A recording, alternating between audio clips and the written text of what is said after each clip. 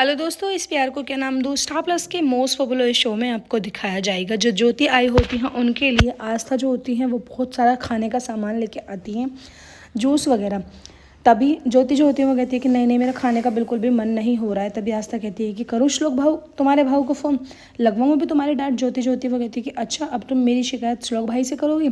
लेकिन आस्था एकदम से रुक जाती है। वो कहती है कि नहीं नहीं, श्लोक तो वैसे भी मुझसे नाराज़ है, वो तो आज मेरा फ़ोन ही नहीं उठा रहे हैं।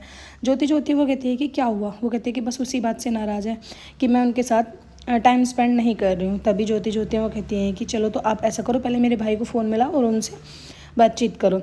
आस्था जो होती है वो ज्योति के कहने पर बार बार फ़ोन कर रही होती है, लेकिन श्लोक जो होते हैं वो फ़ोन नहीं उठाते हैं। अपने बाबा के पास जाते हैं, कहते हैं कि पापा मुझे 2 से 3 दिन के लिए महाबलेश्वर जाना है, जहाँ पर मैंने जो है एक प्रॉपर्टी देखी है, उसको एक बार मैं वेरीफाई करके आता हूँ। और मैं चाहता हूँ कि वो उस प्रॉपर्टी को वेरीफाई करने के लिए मैं आस्था को अपने साथ लेके जाऊँ, क्योंकि वो जो प्रॉपर्टी है वो एक लेडी के नाम पर है और एक लेडी ही एक लेडी से अच्छे से ट्रीट कर सकती है। तभी उनके बाबा जो होते हैं वो कहते हैं कि हाँ बेटा, बिल्कुल ठीक कह रहे हो, वैसे भी हमारी आस्था जो है बहुत समझदार है। ठीक है, तो तुम आस्था को लेके चले जाना। उधर आस्था जो होती है बार बार फिर से फ़ोन कर रही होती है, लेकिन श्लोक उसका बार बार फ़ोन काट रहे होते हैं और कह रहे होते हैं कि मेरी पत्नी, क्या तुम ही तेज हो, मैं तेज नहीं हूँ। अब देखो मैं तुम्हें कैसा सरप्राइज़ देता हूँ। मैं तुम्हारी पूरी हनीमून की जो है पूरी प्लानिंग करके ही रहूँगा, और देख लेना जिस बात से तुम इतना डर के भाग रही हो ना, वो बात अब हमारे बीच में बहुत जल्दी होने वाली है। तभी श्लोक जो होते हैं वो फ़ोन उठा लेते हैं। आस्था फ़ोन उठाती है, उनसे कहती है कि श्लोक क्या हुआ, आप मुझसे क्यों नाराज़ हो। वो कहते हैं कि नहीं, मैं किसी से नाराज़ नहीं हूँ, बस मेरा मन नहीं है किसी से भी बात करने का। आस्था सोचती हैं कि आखिर मैं अब श्लोक को मनाऊं तो मनाऊं कैसे। उधर आप देखेंगे ज्योति आई जो होती हैं वो कुछ भी नहीं खाती हैं। आस्था उनके पास जाती हैं, कहती हैं कि क्या हुआ ताई, तब तक आपने क्यों कुछ भी नहीं खाया। वो कहती हैं कि तुम्हारे श्लोक से बात हो गई है। वो कहती है कि हाँ, श्लोक से बात हो गई है, बस वो घर पर आकर ही बात करेंगे। फिर उसके बाद ज्योति जो होती हैं वो कहती हैं कि वहीनी, मेरा ना चाट खाने का मन कर रहा है। वो जो आपके घर के पास गोपाल अंकल चाट बनाते हैं ना, वो वाली चाट खाने का मन मेरा बहुत ज़्यादा कर रहा है। आस्था जो होती है वो कहती है कि चल ठीक है, मैं अपनी आई को फ़ोन करती हूँ, वो किसी न किसी के हाथ ज़रूर चाट भिजवा देंगी। लेकिन ज्योति जो होती है वो कहीं ना कहीं सिद्धार्थ को भी मिस कर रही होती है। कहती है कि मैंने सिद्धार्थ के साथ बहुत गलत किया, मुझे ऐसे रूडली बिहेव से उसके साथ बात नहीं करनी चाहिए थी। वो तो कितने अच्छे हैं, कितना मेरा ध्यान रखते हैं। लेकिन तभी सिद्धार्थ जो होते हैं वो वरद काका की फ़ाइल को लेकर वहाँ पर आ जाते हैं और वो चाट भी लेके आते हैं। सबसे पहले उन्हें आस्था मिलती है, वो आस्था के हाथ में चाट देते हैं। कहते हैं कि ज्योति कैसी है। आस्था कहती है कि हाँ ज्योति तो ठीक है, लेकिन तुम हाथ में क्या लेके आए हो। वो कहते हैं कि तुम्हारे घर उधर जो गोपाल अंकल है उनके हाथ की चाट है, ज्योति को बहुत पसंद है। तभी आस्था जो होती है वो कहती है कि अच्छा, तुम उनकी पसंद की चाट भी लेके आ गए। अरे ज्योति ताई का जो बहुत दिल से मन भी कर रहा था। उधर सोजल जो होती हैं वो पकड़ के ले जाती हैं ज्योति को। कहती हैं कि वही काकी ने अगर आपको देख लिया सासूबाई ने तो हमें बहुत ज़्यादा गुस्सा करेंगी, तुम लोग यहाँ पर घूम रही हो। ज्योति जो होती है वो अपने कमरे में जाके बैठ जाती है कि तभी सोजल जो होती है वो सिद्धार्थ पर बरसने लगती हैं। कहती हैं कि ओ हेलो, तुम तो वही हो ना जिसकी वजह से इतना बड़ा बखेड़ा हुआ था। आस्था बताती हैं, कहती हैं कि ये भाई मतलब अपने उनका नाम लेके कहती है कि वरद के उसमें जॉब करते हैं और ये यहाँ पर फाइल देने के लिए आए थे। वही नहीं, आप फाइल को ले लो। उसके बाद उस चार्ट को वो ज्योति को देने के लिए चली जाती हैं। ज्योति जो होती है वो अपने आप को ऐसे महसूस करती हैं कि वो पता नहीं सिद्धार्थ के बिना नहीं रह सकती हैं, और इधर उधर सिद्धार्थ को ढूंढ रही होती हैं। अपने आप से ही सवाल करती हैं, कहती हैं कि ज्योति आखिर तुझे क्या हुआ, तो इतना क्यों सोच रही है सिद्धार्थ के बारे में। जैसे सिद्धार्थ आता है तुझे इतनी एकदम से अजीब सी खुशी क्यों होने लगती है, और जब वो जाता है तो तेरा मन विचलित होने लगता है। आखिर ये सब हो क्या रहा है। कि तभी वहाँ पर आस्था पहुँच जाती हैं। आस्था जो होती है कहती हैं कि लो ताई, तुम्हारे लिए चाट आ गई है। वो कहती है कि इतनी जल्दी कौन लेके आया। वो कहते हैं कि सिद्धार्थ किसी काम से आए थे। सिद्धार्थ आपकी बहुत ज़्यादा केयर करते हैं और बहुत ही अच्छा लड़का है सिद्धार्थ, मुझे तो बहुत अच्छा लगा। ज्योति जो होती है वो लप चाट खाने लगती हैं और तारीफ़ कर रही होती हैं मन ही मन में सिद्धार्थ की। उधर आस्था जो होती है वो अपने रूम में जाके देखती हैं कि श्लोक जो होते हैं वो अपने कपड़ों की पैकिंग कर रहे होते हैं। ये देखकर आस्था थोड़ी सी हैरान हो जाती है, कहने लगती है कि क्या हुआ श्लोक, आप कहीं जा रहे हो क्या। श्लोक कहते हैं कि हाँ जा रहा हूँ। कहाँ जा रहे हो। मालेश्वर जा रहा हूँ। कितने दिन के लिए अभी नहीं पता, जाने के बाद ही पता चलेगा। आस्था जो होती है वो ऐसे ऐसे सवाल करती है और ऐसे ऐसे जवाब सुनकर वो थोड़ी सी हैरान हो जाती है। कहती है कि आपने तो मुझे पहले नहीं बताया। श्लोक कहते हैं कि हर बात बतानी ज़रूरी है कि एकदम सडनली प्लान बन गया, तो मैं पैकिंग कर रहा हूँ और मैं कॉफ़ी नहीं चाय पीऊँगा।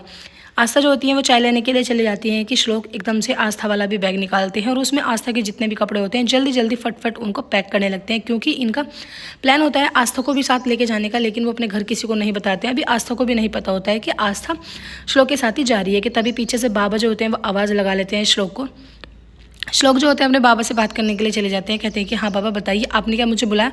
वो कहते हैं कि हाँ बेटा तुम्हारा जो है मालेश्वर जाने का प्लान जो है वो कैंसिल करना पड़ेगा, क्योंकि कुलदेवी की पूजा है। पंडित जी का फ़ोन आया था, उन्होंने कल का बहुत शुभ मुहूर्त निकाला है, इसलिए हमें पूरे परिवार को कल कुलदेवी की पूजा के लिए कोल्हापुर जाना होगा।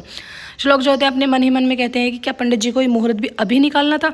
उसके बाद आस्था जो होती है बहुत ज़्यादा खुश होती है, कहती है कि वाह श्लोक कितना अच्छा हुआ ना, तुम मुझे छोड़ के अकेले जा रहे थे, अब देखो हमें पूरे परिवार वालों को साथ जाना होगा, जहाँ पर ज्योति ताई भी होंगी, वरद काका भी होंगे और सब होंगे, कितना अच्छा लगेगा ना। श्लोक अपने मन में कह रहे होते हैं कि मैं तो इसे हनीमून पे लेके जाने की बात कर रहा हूँ और ये देखो परिवार वालों के साथ ही कितना खुश हो रही है। उधर अंजलि जो होती है वो निरंजन से सवाल करती हैं, कहती हैं कि क्या तुमने श्लोक और आस्था को बता दिया कि कल हमें निकलना है। वो कहते हैं कि हाँ वैसे तो मैंने उन्हें बता दिया, लेकिन तुम मुझसे कब से सवाल करने लगी, तुम इतनी बड़ी हो गई हो कि अब मुझसे सवाल करोगी। अंजलि जो होती है वो माफ़ी मांग लेती हैं, कहती हैं कि माफ़ करना साहिब, मेरे दिमाग से निकल गया था। फिर उसके बाद निरंजन जो होते हैं वो पेपर्स दे देते हैं, कहते हैं कि इन पेपर्स पर जब तक तुम साइन नहीं कराओगी अभय की जमानत नहीं होगी, और याद रखना गुरुजी के सामने ज्योति की कोई बात नहीं आनी चाहिए। ज्योति को जितनी जल्दी हो सके इस बला को यहाँ से भगाओ, क्योंकि मैं नहीं चाहता कि मेरी इज्जत पर कोई भी दाग लगे उसकी वजह से। लेकिन ज्योति के कागजात देखकर अंजलि जो होती है बेचारी मन ही मन में परेशान होती है, लेकिन कुछ नहीं कह पाती है, क्योंकि ये भी नहीं चाहती कि उनकी बेटी इस घर से वापस जाए। उधर श्लोक जो होते हैं वो अपने आप से बात कर रहे होते हैं, कहते हैं कि श्लोक बेटा तुम्हें जाना नहीं है, तुम्हें कुछ भी करके यहीं पर रुकना होगा। वो ड्राइवर से अपने माथे को गर्म कर लेते हैं कि तभी वहाँ पर आस्था आती है। आस्था आगे देखती हैं कि उनकी पैकिंग ऑलरेडी डन पाती है। वो कहती है कि अरे वाह मेरी पैकिंग हो भी गई, क्या मैंने नींद में ही पैकिंग कर ली। तभी वो श्लोक को देखती हैं कि कोई रिएक्शन नहीं दे रहे होते हैं। उनसे कहती है कि क्या हुआ श्लोक। श्लोक कहते हैं कि मुझे बहुत अजीब सा फील हो रहा है, मेरे को पानी पीना है। और वो पानी पीने के चक्कर में उनको थर्मामीटर लगा देती है, जिसको वो चाय में डुबाकर बहुत ज़्यादा हाई कर देते हैं, जिसमें 102 बुखार उनका आ जाता है। आस्था जो होती हैं घबरा जाती हैं, कहती हैं कि श्लोक तुम्हें तो 102 बुखार है, तुमने मुझे पहले क्यों नहीं बताया।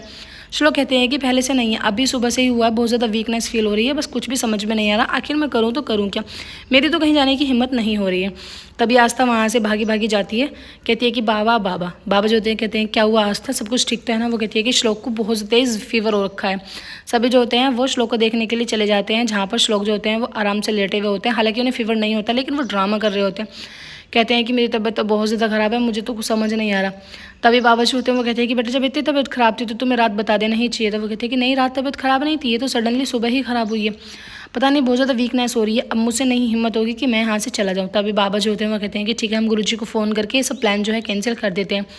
श्लोक कहते हैं कि नहीं नहीं प्लान कैंसिल करने की क्या ज़रूरत है, आप सब चले जाओ ना, मेरा ध्यान रखने के लिए यहाँ पर आस्था है ना। आस्था जो होती है वो हाँ कर देती है, कहती है कि हाँ हाँ मैं यहीं पर हूँ। श्लोक जो होते हैं अंदर ही अंदर खुश हो रहे होते हैं। सभी जो होते हैं वो टाटा बाय करके वहाँ से चले जाते हैं। आस्था उनका ध्यान रखती है, जैसे ही माथे पर हाथ लगाती है कहती है कि अरे श्लोक ये तो बहुत ठंडा हो गया। वो कहते हैं कि हाँ हाँ अंदरूनी बुखार है ना, मेरे को अंदरूनी बुखार हुआ है।